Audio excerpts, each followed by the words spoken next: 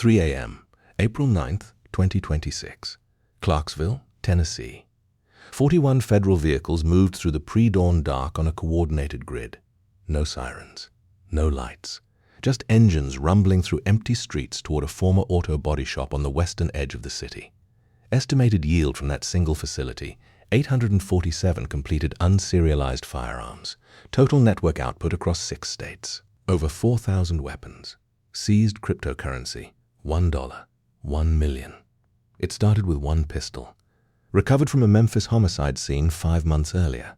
That firearm should have been routine. Another crime scene weapon logged, bagged, and processed through ATF's National Tracing Center in Martinsburg, West Virginia. Except this one came back with nothing. No manufacturer, no serial number, no record in any federal database. That alone wasn't unusual. Ghost guns had been turning up at crime scenes for years. What was unusual were the machining tolerances. The ATF ballistics examiner who processed the pistol, a 12-year lab veteran, noted something in her written report that would end up in a federal affidavit 4 months later. The receiver had been machined to specifications beyond what most home-build operations could manage. The tolerances were tight, consistent, indicative of automated or semi-automated CNC production rather than manual mill work. Someone had built this on a real machine, a good one. She flagged it, filed the notation, and went home. 3 weeks later, the same notation appeared in a second report. Nashville, Tennessee. Another homicide scene. Another unserialized pistol. Same caliber, 45 ACP. Same polymer frame profile. Same machining tolerances. ATF's Nashville Field Division cross-referenced with Memphis. The firearms matched. Within 18 days, identical weapons appeared at crime scenes in St. Louis, Missouri, Indianapolis, Indiana, Detroit, Michigan. Each one unserialized, each one chambered in, 45 ACP, each one with those same tight machining characteristics. 5 cities, 5 crime scenes, same source. Someone was manufacturing at scale. The question wasn't just who. The question was how they were moving product across 5 states without triggering a single interdiction. The distribution chain was invisible, and that invisibility was the first real anomaly. The thing that told investigators this wasn't a garage operation. ATF's Phoenix Field Division took the lead on the sourcing angle. Phoenix was a deliberate choice. The division had built real expertise tracking online firearms component sales, particularly the gray market polymer frame kits that had spread across unregulated e-commerce channels before federal regulatory changes. They knew what to look for. They knew where to look. What they found took 11 days. A storefront operating on a onion address. Dark web infrastructure, accessible only through the Tor browser. It sold what it called precision polymer components and CNC-compatible receiver blanks. Payment accepted exclusively in Monero, a privacy-focused cryptocurrency chosen because its transaction architecture makes tracing fundamentally harder than Bitcoin. The listings used language calibrated to stay just below the threshold of explicit illegality. Component descriptions, technical specifications. Nothing that overtly said firearm, everything that implicitly did. The storefront had been operational for at least 11 months based on archived activity recovered by ATF's cyber investigators. 11 months of sales. 11 months of Monero transactions moving through mixing protocols designed to obscure destination wallets. The volume was significant. Not hundreds of orders. Thousands. There's a line in the court affidavit that reads almost like a technical manual. Subject storefront processed an estimated 3,200 to 4,100 individual transactions during the identified operational period, with average transaction values consistent with bulk component purchases rather than individual hobbyist acquisition. 4,000 transactions. That isn't a side business. That's a supply chain. But the storefront was the front end. The real question, the one that drove the next 2 months of investigation, was where the physical product was coming from.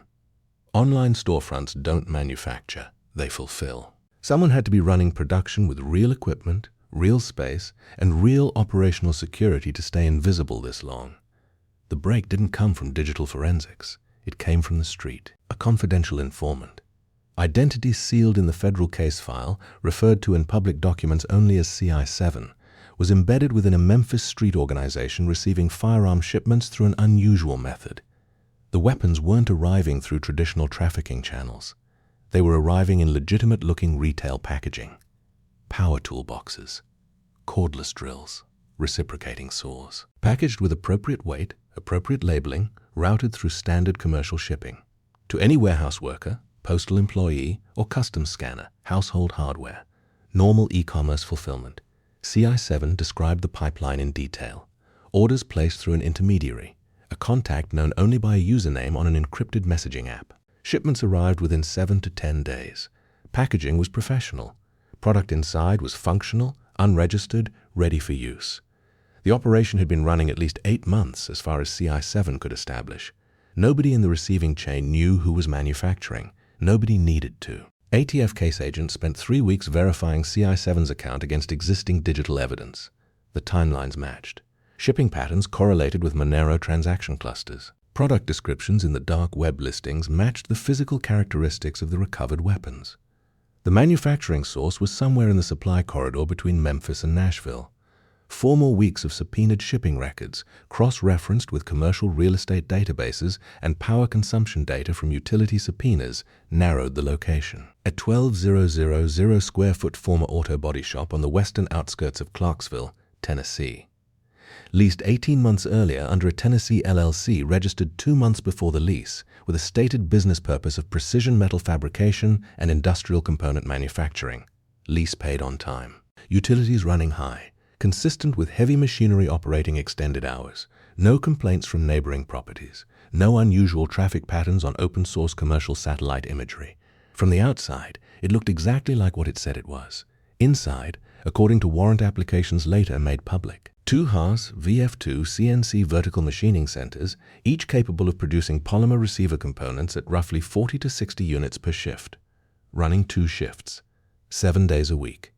The math produced the figure in the federal affidavit, 80 to 120 completed frames per week. At a conservative 40 weeks of operation, that was between 3,000 and 5,000 total units produced. Most of those weapons were already on the street. Put yourself in the lead ATF case agent's position for a moment.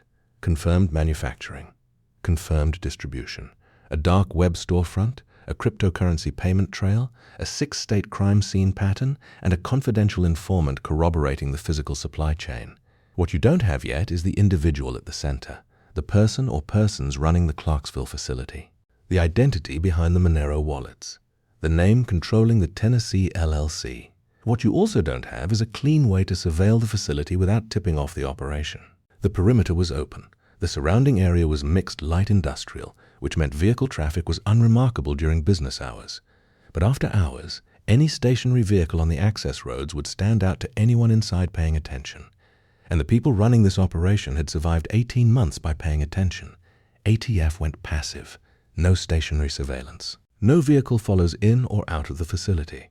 Instead, traffic cameras on surrounding arterial roads analyzed in batches on a 48-hour delay to reduce the risk of real-time pattern detection. Shipping records continued. Utility usage tracked weekly. Nothing requiring physical proximity. The passive surveillance ran for 6 weeks. What it produced, slowly, across thousands of hours of camera footage analyzed by a rotating team of agents, was a pattern. Specific vehicles, specific time windows. Loading and unloading sequences in the early morning hours before surrounding businesses opened. 3 individuals were identified through vehicle registration and subsequent warrant-supported surveillance of those vehicles away from the facility. 2 connected to the Tennessee LLC. 1 connected to a second LLC, registered in Missouri, dormant for 3 years, reactivated 8 months prior. The Missouri connection opened new geography.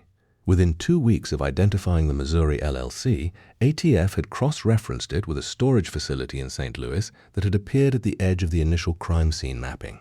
A storage unit rented under a name tied to the Missouri entity. Visits consistent with distribution staging. Product received, sorted, dispatched. St. Louis wasn't manufacturing. It was a node. A regional distribution point in a supply chain running from Clarksville outward through straw buyers across Tennessee, Missouri, Ohio, Michigan, Kentucky, and Indiana. Here's what this tells you about the operational model. The people who built this network understood federal enforcement geography. They understood that multi-district coordination is slow. A network spread across 6 federal jurisdictions creates real investigative friction. Each district has its own caseload, its own priorities, its own chain of command. A single district investigation has natural scope limits. The only counter is a coordinated multi-district response, and coordinating that response takes time. They were banking on that time. They almost had enough of it. The U.S. Marshals Service entered the picture in January 2026. By that point, ATF had built a case supporting arrest warrants for 14 individuals across 4 federal districts. The Marshals, whose jurisdictional mandate covers fugitive operations and federal warrant service, were brought in specifically for the takedown logistics. The problem wasn't the warrants. The problem was executing them simultaneously. In a distributed network where participants communicate through encrypted channels, a single arrest, even one that doesn't reach the news immediately, can trigger a warning cascade. Encrypted messaging apps have read receipts. Participants notice when someone goes silent. In a network trained on operational security, one arrest at 3:01 a.m. that isn't immediately followed by every other arrest means that by 3:05 a.m., the remaining individuals have a chance to destroy evidence, move assets, and disappear. The solution was simultaneity. 34 arrests across 6 states, all within a 90-minute window. The U.S. Marshals Great Plains Regional Fugitive Task Force coordinated with district-level task forces in the Eastern District of Tennessee, the Western District of Missouri, the Southern District of Ohio, the Eastern District of Michigan, the Western District of Kentucky, and the Southern District of Indiana. 6 federal districts. Multiple state and local agencies supporting each district team. A coordination infrastructure that required 12 weeks of planning and 3 full-scale tabletop exercises to stress test. The first complication didn't come from the targets. It came from geography. Indiana had 3 arrest locations across 2 time zones, Eastern and Central.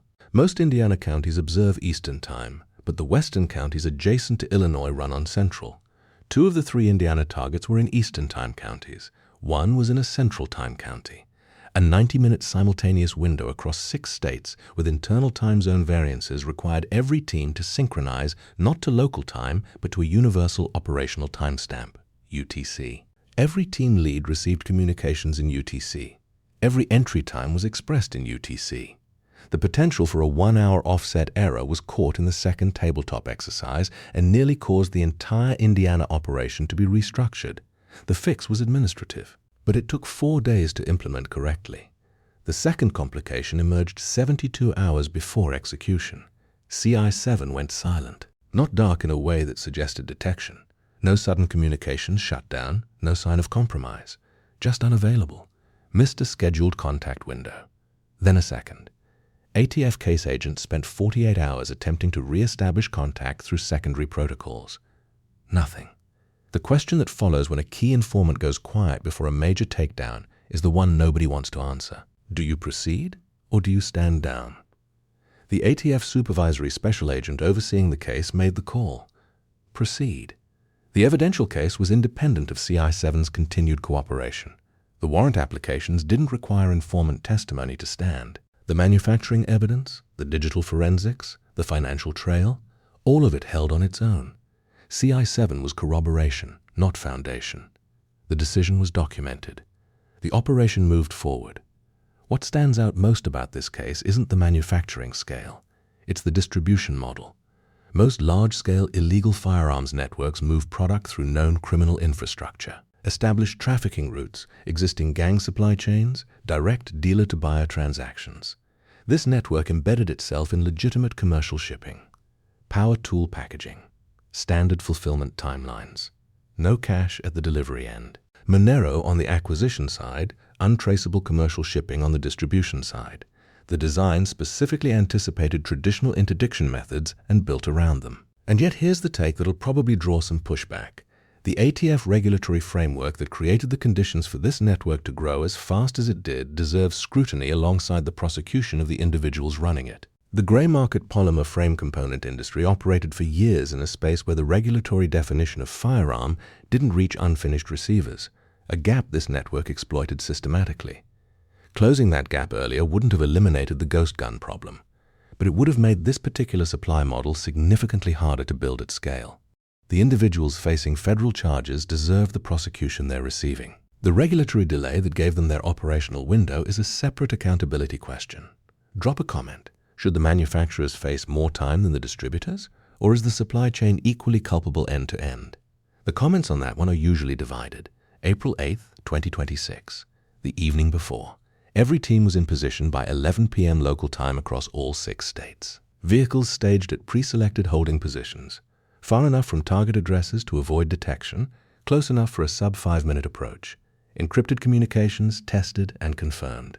Entry plans finalized. Medical support staged near the Clarksville facility, assessed as the highest risk entry point given the unknown status of anyone who might be on site during a nighttime manufacturing operation. The Clarksville facility was the operational center of gravity. Everything else, 33 arrests across 5 other states, were network nodes. The facility was the source. The search warrant there was the primary evidence action of the entire operation. What was found inside would determine the prosecution trajectory for every defendant in every district. ATF entered the Clarksville facility at 3 a.m. on April 9, 2026.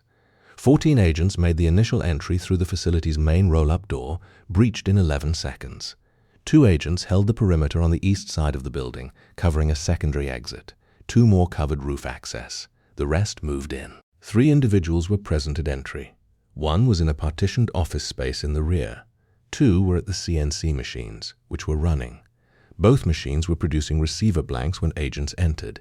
They were photographed in operation before being shut down. The yield from the Clarksville facility, as documented in the post-execution warrant return filed with the Eastern District of Tennessee, 847 completed unserialized pistol receivers, 312 receiver blanks in various stages of completion, 2 Haas VF2 CNC machining centers, 1 Haas ST10 CNC lathe. Tooling, fixturing, and raw polymer stock sufficient to produce an estimated additional 2,000 units without resupply. 3 encrypted laptops, 7 mobile phones, hard drives, a wireless router connected to a cellular data bridge, specifically designed to avoid a fixed internet connection that could be subpoenaed from a provider.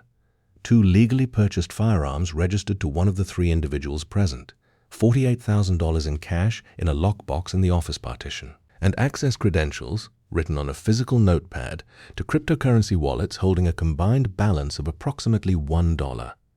1 million in Monero at the April 9th exchange rate. The wallets were identified and flagged within 6 hours. Seizing cryptocurrency assets from privacy coin wallets requires a different legal mechanism than standard financial account seizure. The credentials recovered at the scene gave investigators the technical ability to execute the transfers under the terms of the federal asset forfeiture warrants before the balance could be moved to external addresses. The transfers were completed before 9 a.m. One detail that stuck: the notepad with the wallet credentials was sitting in plain sight on the desk in the office partition. Not hidden, not encrypted. Written in pen on a yellow legal pad, partially under a coffee cup. 11 months of operational security across 6 states. Monero payments, Tor-based storefronts, commercial shipping camouflage, and the final layer, credentials for over $1 million, on a notepad on a desk. The person in that office had been relying on the building's perimeter, on the network's operational security, on the fact that no one had found them yet. The notepad was there because they'd stopped expecting to be found. They were found, simultaneously across 5 other states. In Nashville, 2 individuals were taken into custody at a residential address. Both had been identified as regional distributors, the intermediate layer between the Clarksville manufacturing hub and the street-level straw buyer network in Tennessee and northern Kentucky. In St. Louis, a team executing at the storage facility recovered 64 unserialized pistols in various stages of shipping preparation, packaged in power tool boxes, labeled, staged for dispatch. The storage unit manager, interviewed later that morning, said she had rented the unit to the LLC for 14 months without a complaint or unusual situation. She described the tenant as quiet and consistent, always paid on time. In Indianapolis, Cincinnati, and Detroit, arrests were executed at residential and commercial addresses. Individuals identified as straw buyers and regional distribution coordinators. Several were taken without incident. 2 required extended negotiation before surrendering, 1 in Detroit, 1 in Cincinnati, but both were in custody within the operational window. In Louisville, Kentucky, the arrest of a logistics coordinator identified as a key node in the shipping chain yielded a secondary phone, a burner device not registered to any identity, containing a contact list of 47 usernames associated with the encrypted platform used to coordinate orders. The list represented potential second-tier distribution contacts across at least 8 states beyond the 6 targeted in the initial operation. That contact list remains under active investigation. The network, as it existed on April 8, 2026, is dismantled. The 34 individuals taken into custody face federal charges across multiple districts: federal firearms trafficking, conspiracy to manufacture and distribute illegal firearms, illegal manufacturing of firearms, money laundering, and in several cases charges related to distributing firearms to prohibited persons. Several defendants face additional charges tied to the use of encrypted communications and cryptocurrency in furtherance of criminal enterprise.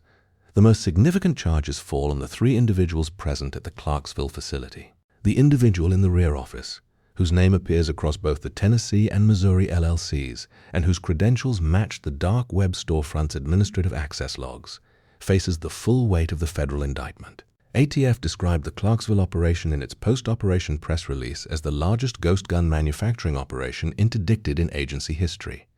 That characterization is specific to manufacturing scale, not distribution breadth, not the total number of weapons already on the street before April 9th. The math on that is uncomfortable: 80 to 120 frames per week, 40 weeks minimum of confirmed operation, at least 3,200 completed receivers produced, 847 recovered at Clarksville, whatever was staged at St. Louis and other distribution points. The gap between total estimated production and total recovered inventory represents weapons distributed, sold, and absorbed into the street-level firearm supply across 6 states. Those weapons aren't recovered. Many aren't identifiable as coming from this network without the ballistic and forensic comparison process that requires individual recovery and lab analysis. The ATF National Tracing Center, as of the final warrant returns filing date, had identified an additional 211 unserialized firearms at crime scenes across Tennessee, Missouri, Ohio, Michigan, Kentucky, and Indiana, potentially matching the Clarksville production profile. Each requires individual forensic confirmation before it can be attributed to this network in federal court. That confirmation process will continue for months, possibly years. Some weapons will be formally linked. Others will remain in the database as unresolved traces. Similar origin signatures, no confirmed connection. The dark web storefront had been offline for roughly 36 hours by the takedown date. ATF's working assumption is that the hosting infrastructure was configured to auto-shutdown if the administrative account went inactive past a set threshold, a dead man's switch for the platform. Whether that shutdown was automatic or triggered by a third party monitoring the network's communications is a question the investigation hasn't fully answered. The 47 usernames on the Louisville contact list, the geographic reach across potentially 8 states beyond the original 6. Whether any of those contacts received advance warning before April 9th. Whether any manufacturing capability exists in any of those additional geographies. These are the threads still open. We've been going through the case file for weeks, and one detail keeps coming back. The manufacturing operation produced its first confirmed weapon at least 18 months before the first cross-state crime scene correlation triggered federal-level investigation. 18 months. The network had an 18-month head start. The velocity of its growth, from startup to 3,000-plus unit output, happened almost entirely within that window of invisibility. Not because the network was impossible to find, because the mechanism that triggered the investigation. The ballistics examiner's notation about machining tolerances on a Memphis homicide pistol required a very specific person to be paying very close attention on a day when that pistol could easily have been processed as just another ghost gun and filed. Most investigators would have done exactly that. That one didn't. Here's the question worth sitting with. How many operations at comparable scale are currently in that 18-month window? Past startup, before the cross-jurisdiction pattern becomes visible. ATF doesn't claim this was the only one. The indictment language is careful on that point. The phrase used is among the largest, not the only. The ghost gun manufacturing problem didn't end on April 9th, 2026. The demand that sustained this network still exists. The technical knowledge required to run this operation isn't classified. The equipment, commercial CNC machining centers, available from dozens of industrial suppliers, isn't illegal to purchase. The cryptocurrency infrastructure used to obscure the financial chain is still operational. The dark web marketplace model is still accessible. What was dismantled was this specific implementation.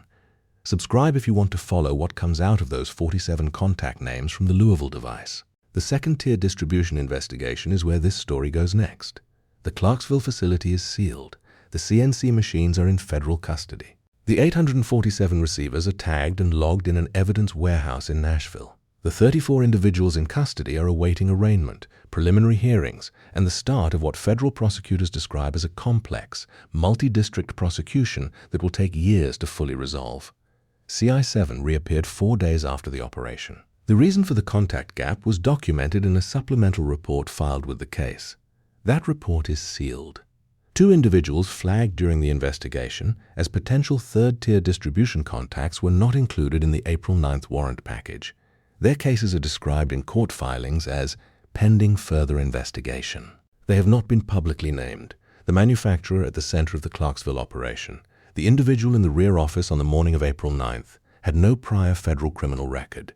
The Tennessee LLC was the only verifiable business entity associated with this person before the investigation. Everything else, the Missouri LLC, the dark web storefront, the Monero wallet infrastructure, was built in the 18 months prior to the arrest, built cleanly enough to stay invisible through all of it. On paper, the operation should have surfaced sooner. The power consumption data that eventually pointed investigators to the Clarksville facility was available through utility records accessible via subpoena at any point during the operational period. The commercial real estate lease was filed with county records in standard public databases. The Tennessee LLC registration was a matter of public record. The shipping volumes associated with the facility's outbound logistics weren't anomalous enough to trigger automated screening flags. None of those data points means anything in isolation. They only mean something in combination. And the combination only becomes visible once you know what you're looking for. The Memphis pistol was the key. Without it, the cross-state pattern doesn't form. Without the pattern, the digital investigation doesn't start. Without the digital investigation, the Clarksville facility stays exactly what it appears to be from the outside, an industrial building in a light manufacturing district, paying its bills, operating normal hours. 1 building, 2 CNC machines, 80 to 120 units per week, 3,000 weapons, minimum, already absorbed into the supply. The network is down. The weapons it produced are still out there. And somewhere in the 47 contacts on that Louisville device, the second chapter of this investigation is already being written. In sealed filings, in ongoing surveillance operations, in the slow accumulation of evidence that looks, from the outside, like nothing at all. Comment. Does a 47-name contact list across 8 additional states change how you see the scale of this case? Read every one. The raid that ended the Clarksville operation took 11 seconds to breach the door. The investigation that made the raid possible took 5 months. The manufacturing operation that made the investigation necessary ran for 18 months before anyone connected the dots. The first pistol that started all of it was recovered at a Memphis homicide scene on a November night in 2025. The victim of that homicide has not been publicly named in connection with the federal case. The federal investigation doesn't include their identity in any public filing. They appear in the case record only as the original recovery location of Exhibit 1, unserialized. 45 ACP pistol, precision machined, no serial number, recovered from a crime scene in Shelby County, Tennessee. The network is dismantled. The demand that built it hasn't changed, and the 47 names from that Louisville device are still being run.